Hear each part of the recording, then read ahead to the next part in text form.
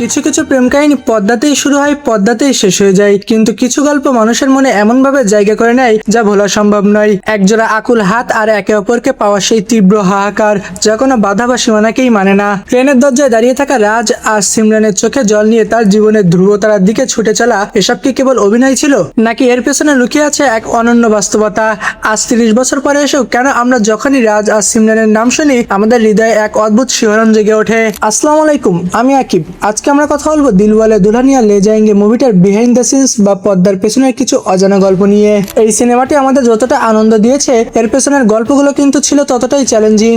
সিনেমার ক্লাইম্যাক্সে যখন সিমরানের বাবা তার হাত ছেড়ে দিয়ে বলেন, जा सिमरन जा जी ले अपनी जिंदगी, এটি কেবল একটি সংলাপ ছিল না, এটি ছিল একজন কঠোর বাবার তার সন্তানের সুখের জন্য হার মানার চরম মুহূর্ত।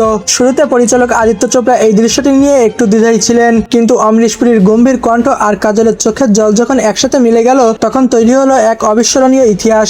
মুভিতে আমাদের সবার ফেভারিট একটি দৃশ্য হলো সিমরান যখন রাজের হাত ধরার জন্য ট্রেনের পায়ে দিয়ে দৌড়াচ্ছিল। কিন্তু আপনি কি জানেন, এই কয়েক সেকেন্ডের দৃশ্যটি নিখুঁতভাবে শুট করতে গিয়ে টানা 3 দিন সময় লেগে গিয়েছিল।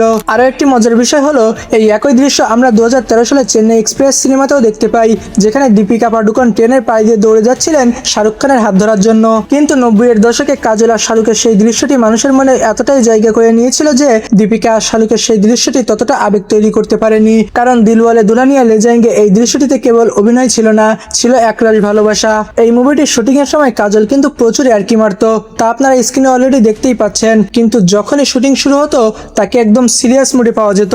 এই সিনেমার আরেকটি দৃশ্য যা মানুষের মনে সবচেয়ে বেশি আবেগ তৈরি করেছে, তা হলো পাঞ্জাবের সেই সরিষা ক্ষেতের মধ্যে রাজ আর সিমরানের মিলন।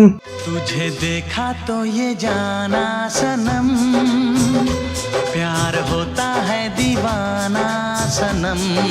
গানটি শুটিং করার সময় চারপাশের মানুষজন আর ট্রেনের আওয়াজে বারবার শুটিং ব্যাহত হচ্ছিল, কিন্তু যখনই কাজল দৌড়ে এসে শাহরুখকে জড়িয়ে ধরলেন, সেটা উপস্থিত সবাই থমকে গিয়েছিল। তাদের কেমিস্ট্রি এতটাই বাস্তব ছিল যে মনে হচ্ছিল সত্যিই যেন দুই বিচ্ছেদ প্রেমিক অনেকদিন পর এক হয়ে গেছে।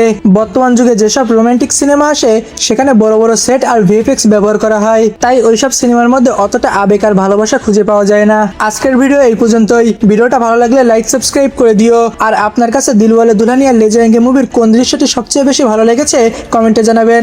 দেখাবে পরবর্তী কোনো নতুন ভিডিওতে।